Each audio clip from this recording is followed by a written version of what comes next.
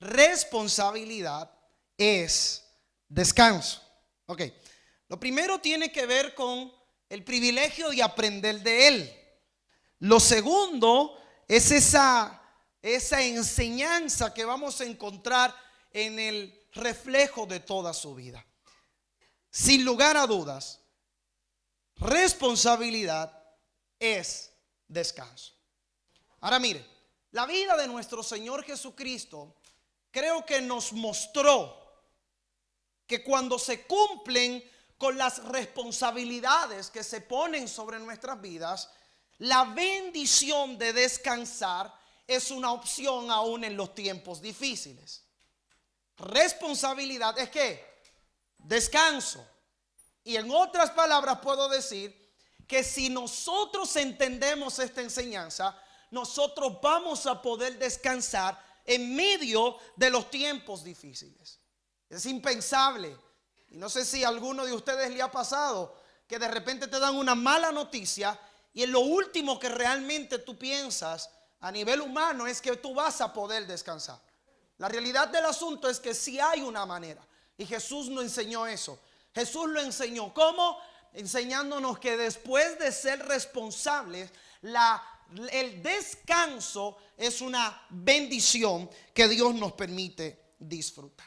Ahora, basados en este pensamiento y mirándolo a Él, les contaba él contaba una historia a sus discípulos allí en Marcos capítulo 4 del verso 26 al 29. Fue con la que concluí la palabra en días pasados, y se trataba de un sembrador que después de hacer lo que le correspondía, entonces perdía todo el sentido. Dos cosas: número uno, su acción; número dos, la condición externa.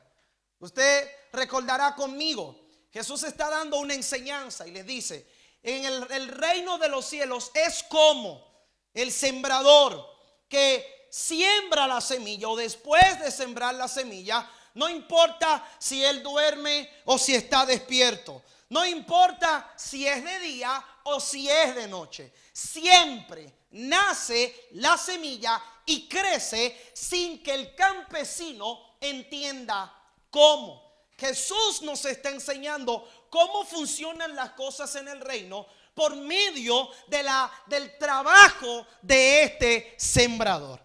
Les decía acá que cuando nosotros entendemos el principio y lo honramos, no importa la condición externa y tampoco importa si nosotros hacemos o no hacemos nada. Son dos cosas las que pierden sentido. Es la acción del campesino o del sembrador y la condición externa.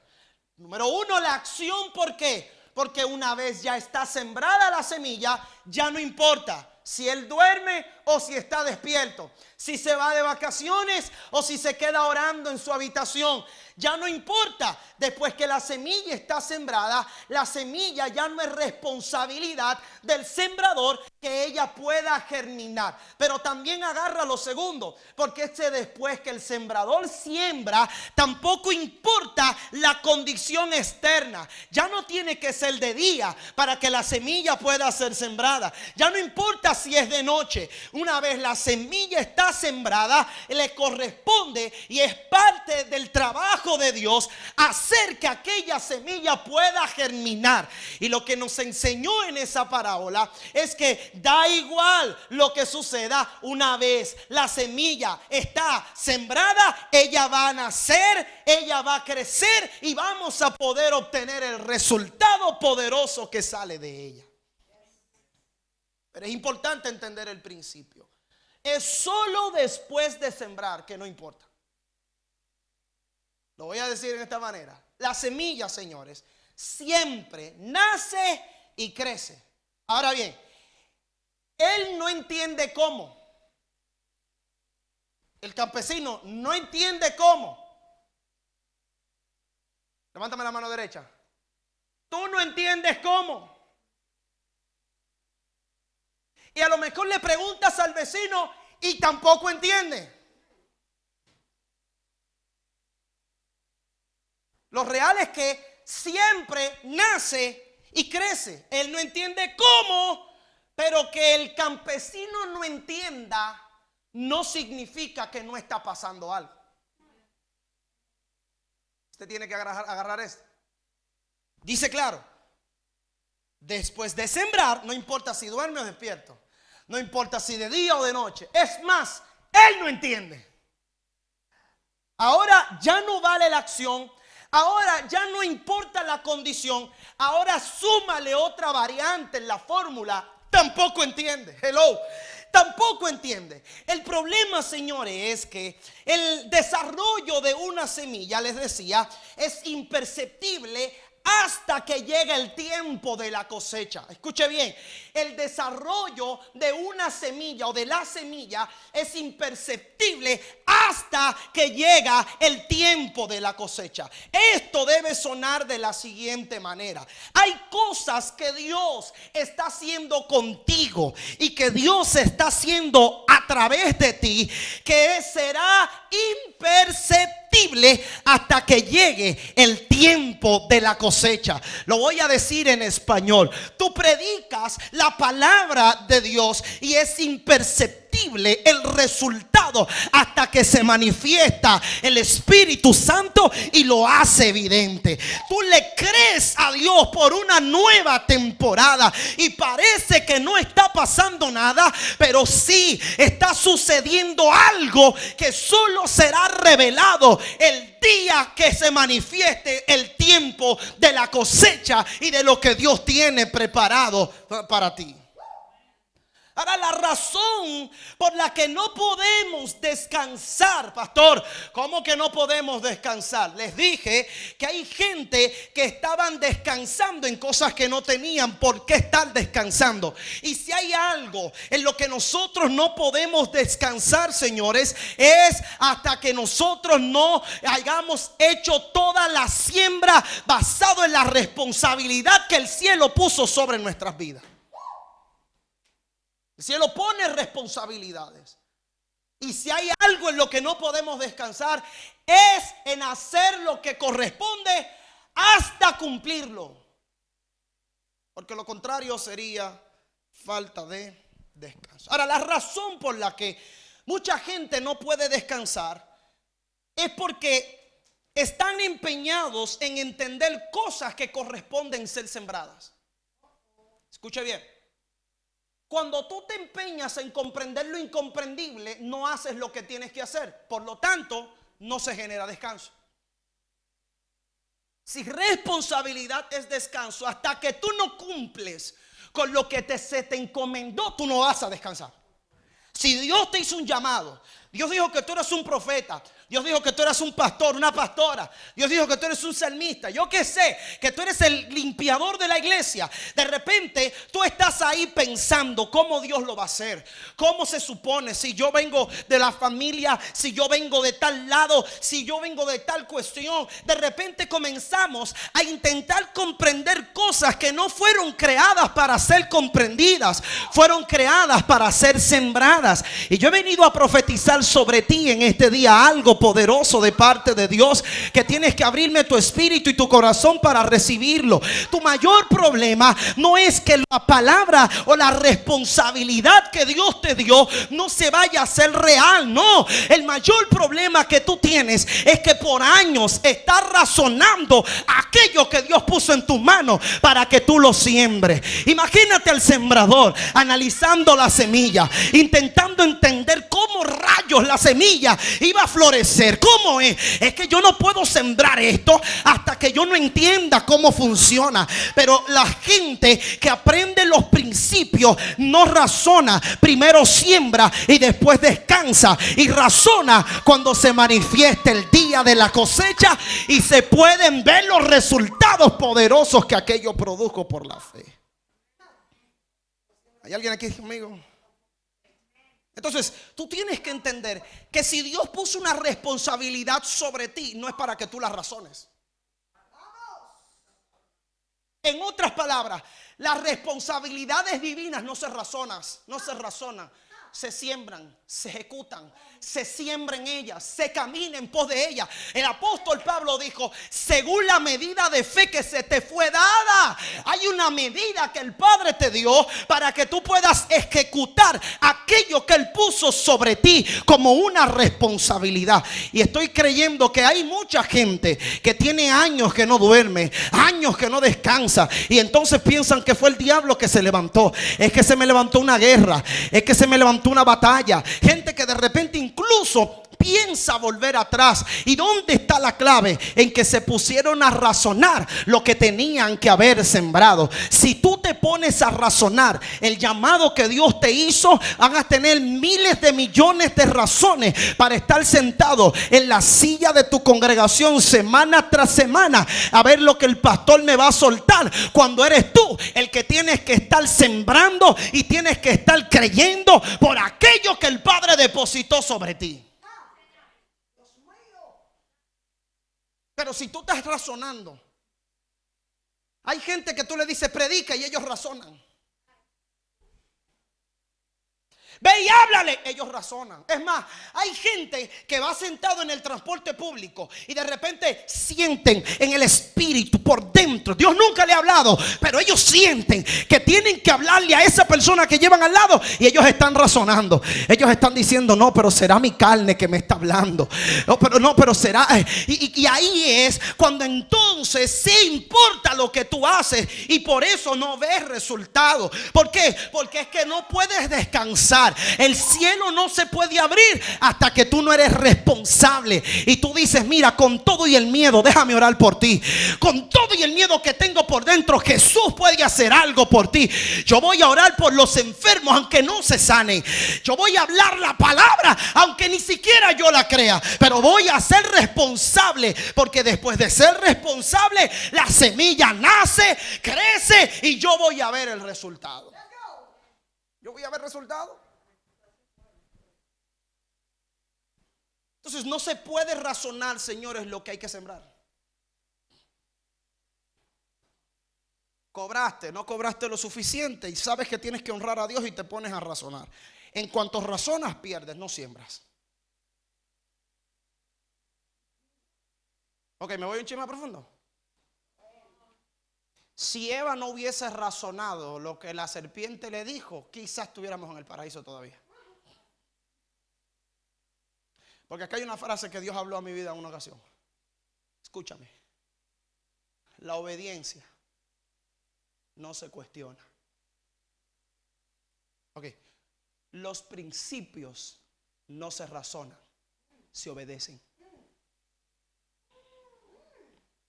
¿Te quiere ver fruto en su vida? Obedece los principios. Porque no es por carita que Dios trae las... No es por conecte. Aquí no existe que yo soy amigo del pastor y desde que yo llegue ahí él me va a dar un rango. No existe. Usted sabe que hay gente así, ¿verdad? De hecho, en nuestros países a veces violentamos las leyes porque tenemos a fulano de tal que es el fulano de tal de la policía. Tú sabes con quién tú te estás metiendo. Y le dice el policía: deje el teléfono, ciudadano. No, usted se espera que voy a llamar. Cuidadito si me toca.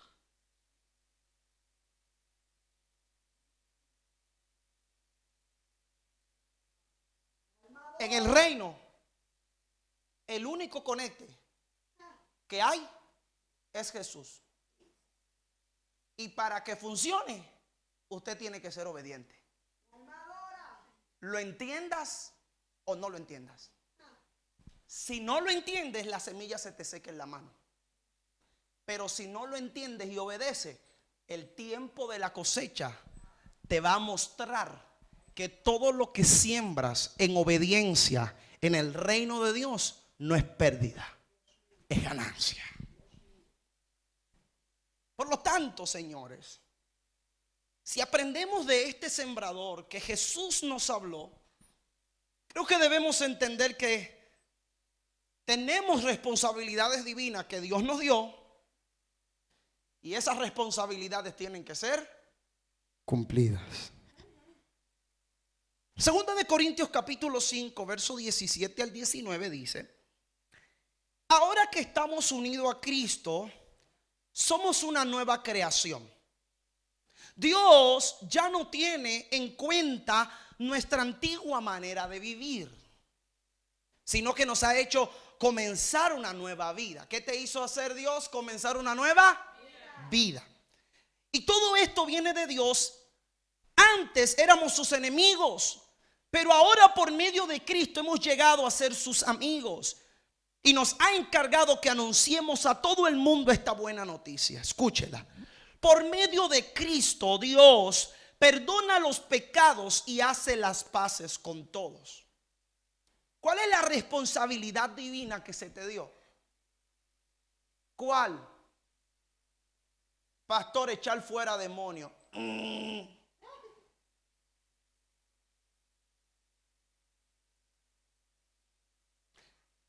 Pastor, tener un canal de YouTube.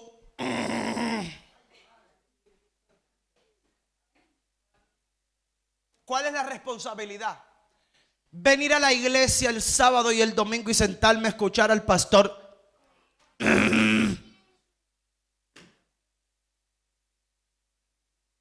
Saca la lamparita y llama a Ladino a ver si te ayuda.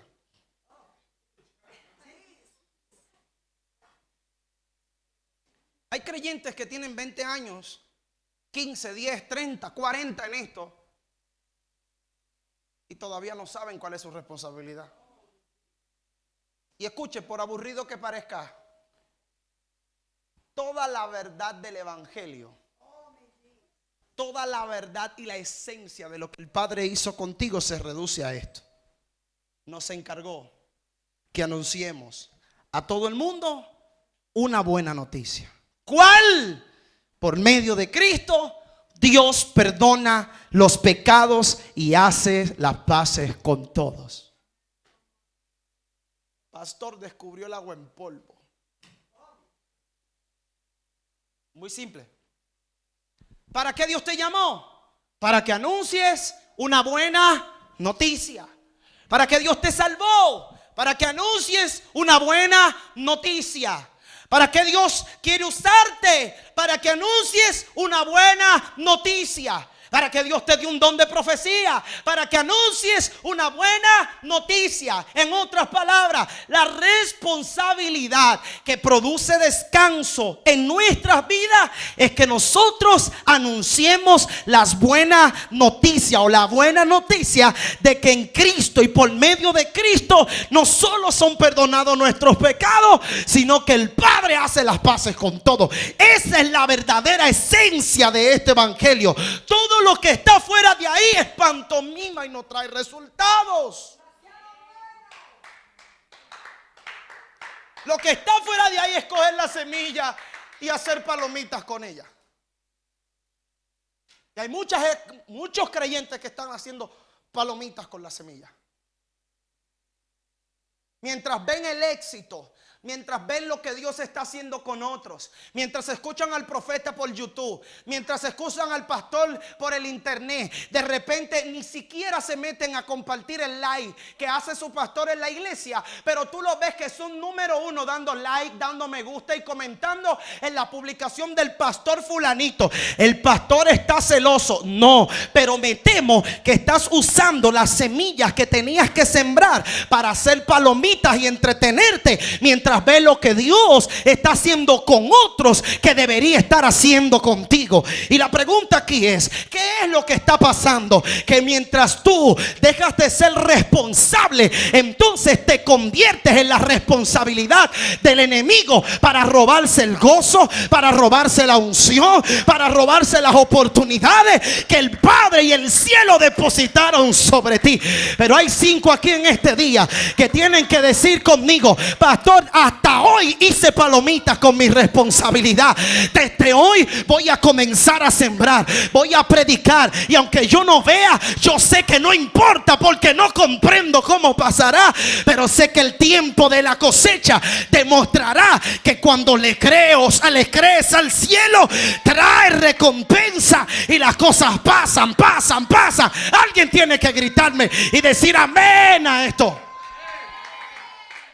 Pasa. pasa. Las cosas pasan, no sé cómo, pero pasan. Ya Jesús lo dijo, no lo vas a entender. ¿Por qué quieres entenderlo?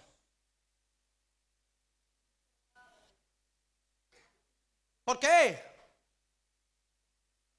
Hay pastores que yo necesito manejar los 7 sellos del Apocalipsis y las 14 copas.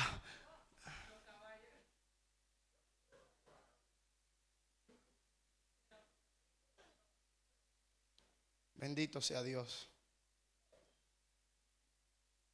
Responsabilidad, señores, es: puedes estar en la calle, puedes no tener empleo, te pueden haber cerrado las puertas, pero si tú cumples con tus responsabilidades divinas, las responsabilidades divinas no solo van a generar descanso para tu alma, sino que te van a poner en la mejor temporada para que las respuestas del cielo lleguen y afecten el área natural donde tú te estás desenvolviendo. Pastor, ¿qué usted me quiere decir? Que mientras tú estás intentando resolver problemas terrenales, estás descuidándote de las responsabilidades celestiales. Jesús lo dijo de otra manera: busca el reino de Dios y su justicia primero, y todas las demás cosas serán que añadidas. Cuando tú buscas el reino, cuando buscas la justicia, cuando tú buscas cumplir con las responsabilidades divinas, se desata una clase de gracia que de repente te mirabas en el espejo y los espejos se cuarteaban, pero ahora hasta los que nunca se fijaron en ti se están fijando. Gente que nunca te invitó, de repente comienza a intentar socializar contigo, y de repente tú dices: pero ¿qué es lo que está pasando, papi? Que cuando tú cumples responsabilidades divinas, entonces desciende la bendición que está en ti, atrae la respuesta, atrae las soluciones, te permite descansar y ver el cielo operar a través de ti, haciendo cosas extraordinarias y cosas poderosas. Entonces yo voy a preocuparme por buscar el reino, y yo sé que las cosas van a ser añadidas. Pero tengo que entender mi responsabilidad. ¿Cuál es tu responsabilidad? Ok, mira que está a tu lado y hazle así: dile, tengo una noticia para ti. Tú naciste para predicar. ¿Para qué naciste? Para predicar. ¿Para qué? Alguien tiene que decirle a alguien: tú naciste para predicar. Tú no naciste para ver al profeta, tú naciste para predicar. ¿Para qué naciste? Para predicar. ¿Para qué te salvaron? Para predicar. ¿Para qué se fue el cáncer? Para predicar. Entonces no le pidas a Dios que quite obstáculos si tú no entiendes la responsabilidad que hay sobre ti. ¿Por qué? Porque cuando entiendes la responsabilidad, los obstáculos se rompen, los obstáculos desaparecen, y los que no se quieren quitar, entonces Dios te da la gracia para que lo uses como plataforma y todo el mundo tenga que adorar el nombre del eterno Dios. ¿Para qué naciste? Pero hay gente que está pensando que fue un error de papá y de mamá. Después de viejos, viejas. No, bueno, perdón. Después de antiguos y antiguas. Antiguos. Exacto, ese me gustó. Es vintage.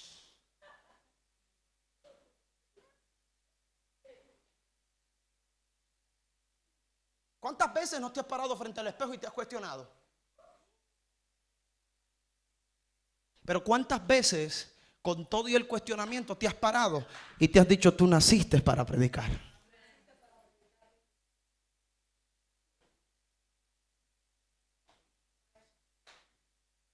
Pastores que yo escuché que mi papá, mi mamá me querían abortar. Pero si naciste, tienes un propósito. ¿Sabes cuál es? Predicar.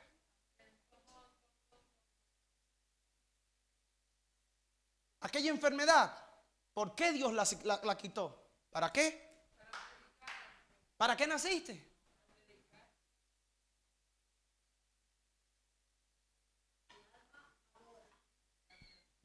Naciste para predicar. ¿Cuál es la verdad del evangelio que tienes que entender?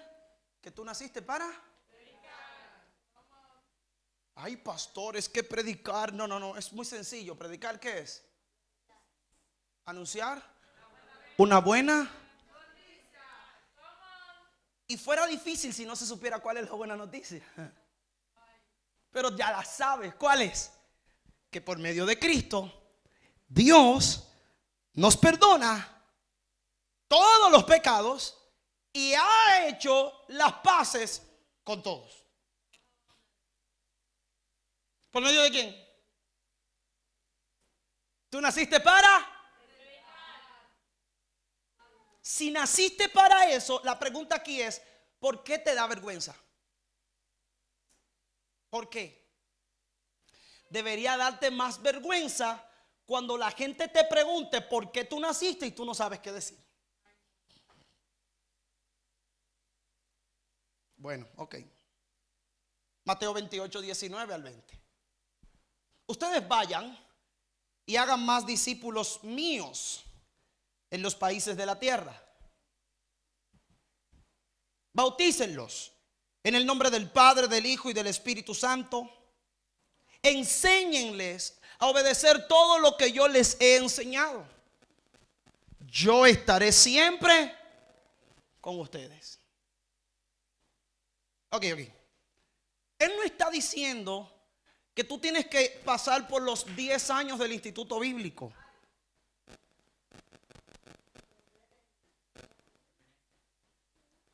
Se reduce tan sencillo a que le enseñes lo que has aprendido de él.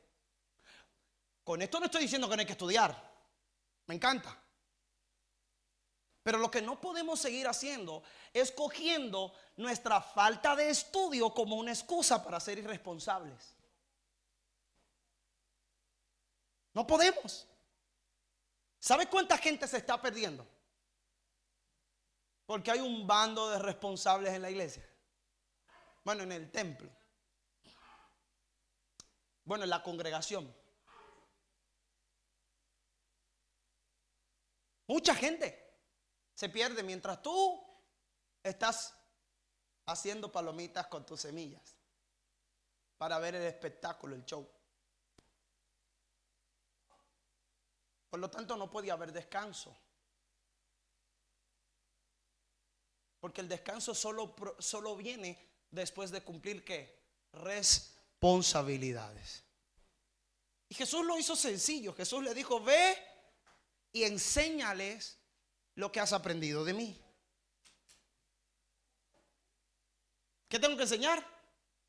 Lo que he aprendido, ¿de quién? De él. Si yo enseño lo que he aprendido de él, ¿tú qué vas a aprender? Lo que yo aprendí de él.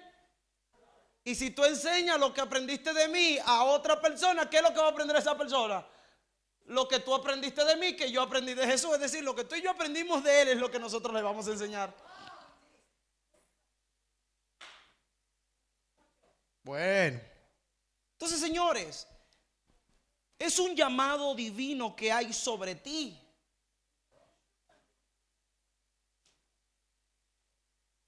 ¿Por qué? Porque tú naciste para predicar. Entonces, la responsabilidad, y voy a cerrar esto, es predicar, no entender cómo cambian las personas. La responsabilidad es ¿qué? Predicar. Agárrame esta. El Apocalipsis no fue escrito para que nosotros nos demos la tarea de marcar los acontecimientos históricos paso a paso. Es que mira, yo tengo la escatología de los tiempos finales. Y escucha, porque esa vacuna yo no me la voy a poner, porque esa es, según Apocalipsis capítulo 20, verso 35 en adelante, dice la palabra. Entonces yo me sé el código.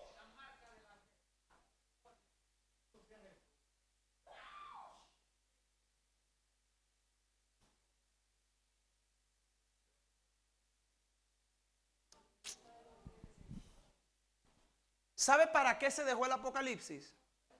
No es para...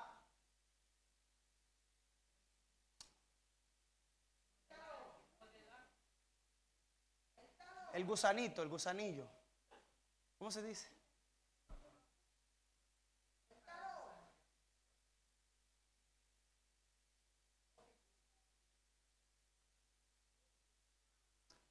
Se me olvidó. La palabra no la encuentro. Pero mírame, lo voy a intentar explicar de esta manera.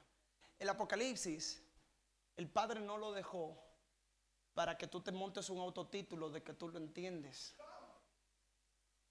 y te dediques a meterle miedo a la gente.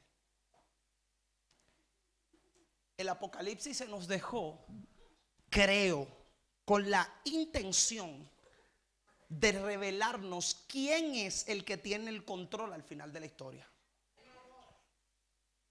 Una cosa es tú leer el Apocalipsis para descifrar los misterios, y otra cosa muy distinta es tú leer el Apocalipsis para saber quién es el que tiene el control de los tiempos. Usted tiene que entender entonces con esto que usted y yo estamos del lado ganador y que lo único que se nos pide es que le prediquemos a un mundo que pide a gritos una alternativa. No es para que te hagas el sabio, es para que tengas seguridad de que no estás perdiendo tu tiempo. Ahora mire, quiero cerrar esto con una historia que leí mientras preparaba esta palabra. En cierta ocasión, un joven se acerca a un afamado predicador muy desilusionado. Estaba decepcionado. Y le dice a este predicador: quiero que ores, o quisiera que ores por mí. Tengo un empleo en el que estoy rodeado de mundanos y desearía que Dios me sacara de ese sitio para poder servirle.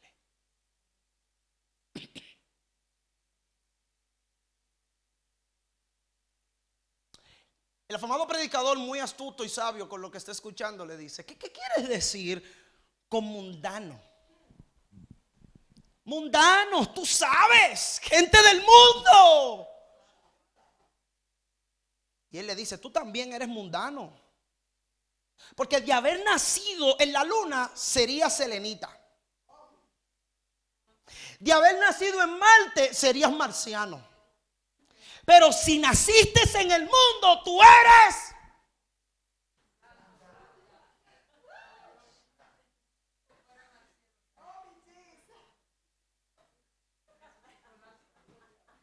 Ahora, que seas mundano no quiere decir que tú vives según los conceptos y los preceptos del mundo, pero este es tu planeta. Hola. Dice, me refiero a que estoy rodeado. No lo voy a decir eso. Pero él le dice: entonces no tienes que orar para poder servirle a Dios. Estás en el lugar correcto para tú darle tu mejor servicio. Lo voy a seguir diciendo. Servir a Dios, señores, es predicarle a los que muchas veces llamamos mundanos. Él le dijo: servirle a Dios no es tocar solamente el instrumento en la iglesia. Servirle a Dios no es solamente tener un cargo en la congregación. Servirle a Dios es predicarle a los que tú llamas mundanos. Él dice: es que me siento incómodo entre ellos, muy decepcionado. Y a pesar de haberle dicho lo que le habían dicho, él dice la historia que él expresó: tarde o temprano Dios me sacará de allí. Ahora, lo que me impacta y me encanta de la historia es esta reflexión. El muchacho era como un pescador en un río lleno de peces, diciéndole al Señor: llévame a un lugar donde pueda pescar.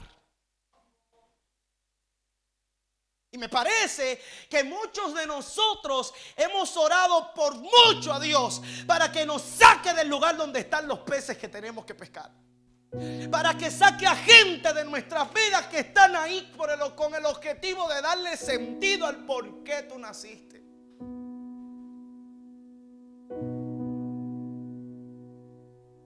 Es estar en la gloria y decirle a Dios que te lleve a la gloria. Es estar bendecido y decirle a Dios que te bendiga. Es tener el máximo privilegio que nadie puede tener sobre esta tierra y decirle a Dios que quiere ser privilegiado. ¿Sabe por qué? Que sencillamente no entendemos que nacimos para predicar. Nacimos con una responsabilidad divina: llevar la buena noticia a todos los que están necesitados. Ahora mire esto. Apocalipsis capítulo 10, versos 9 y 11. Hay una historia interesante. No hay una historia, pero hay una narrativa interesante. Dice: yo fui y le pedí al ángel que me diera el librito, y el ángel me contestó: tómalo y cómetelo. En la boca te sabrá dulce como la miel, pero en el estómago te sabrá amargo. Mientras yo leía esto, yo decía: wow, Señor, ¿cómo así?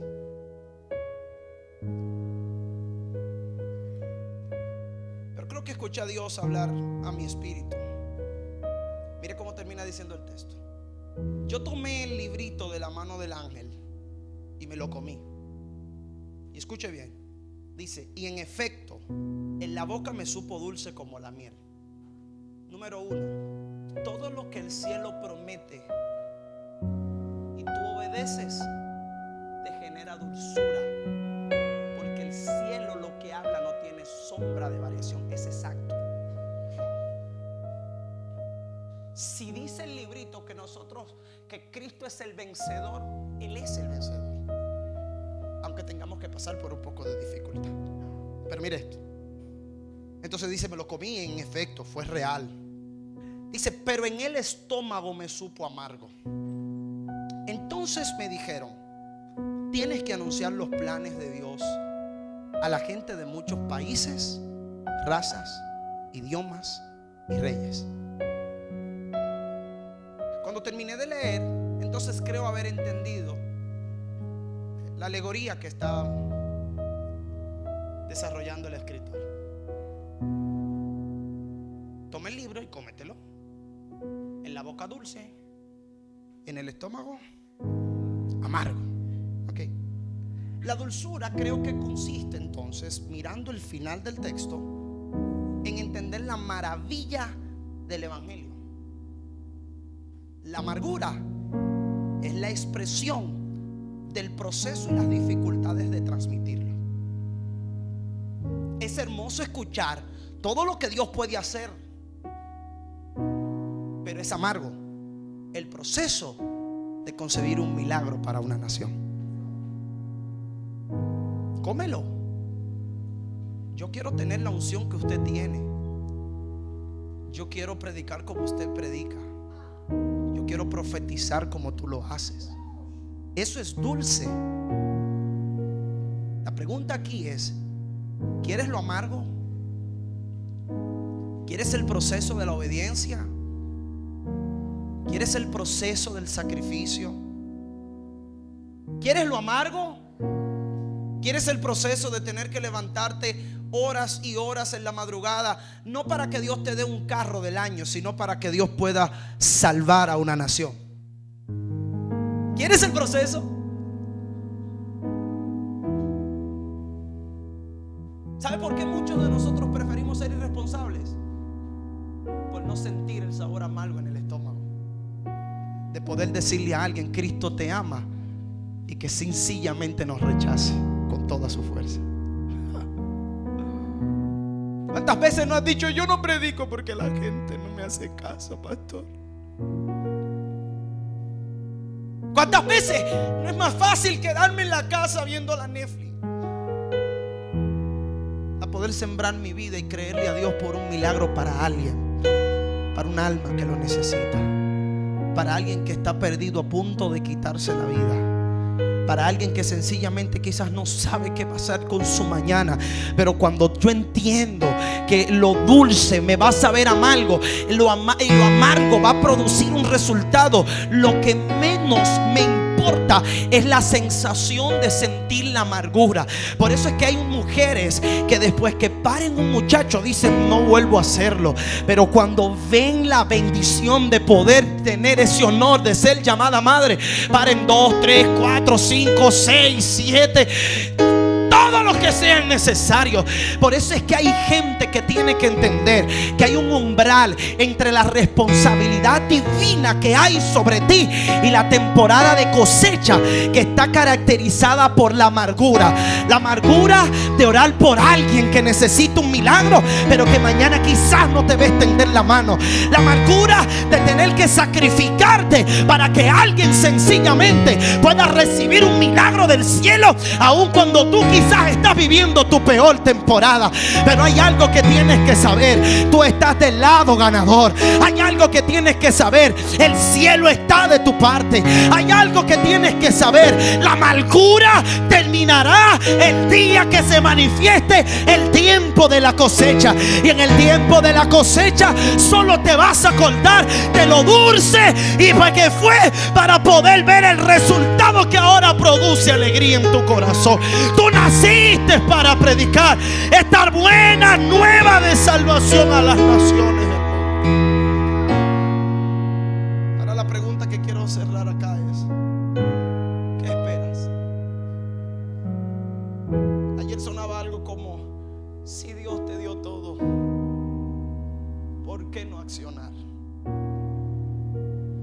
¿Por qué no ser agresivos con tu fe y creerle a Dios y decir: pastor, yo voy a abrir mi grupo de amistad?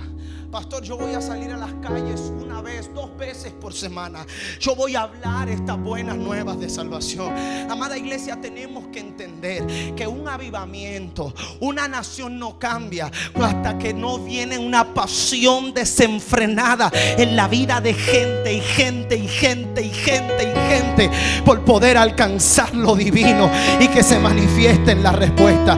Amada iglesia, nosotros no vamos a crecer porque uno o dos tengamos la pasión de crecer. Nosotros vamos a crecer. Esto va a reventar cuando la pasión se comience a transmitir de uno al otro, de una generación a otra generación. No vamos a cantar igual, no vamos a orar igual, no vamos a predicar igual, porque no es lo mismo que yo esté apasionado. Acá hay un pueblo apasionado que se humille delante del cielo y esté dispuesto a gestar y a parir el milagro de una generación. Hay alguien que tiene que entender: tu propósito necesita tu pasión. Lo que el Padre puso sobre ti necesita que despierte. Ya está bien de decir no puedo, ya está bien de decir no tengo la capacidad, y es el tiempo de decir: yo voy a ser como el sembrador. Yo predico y sé que la semilla nace, crece y veré los resultados.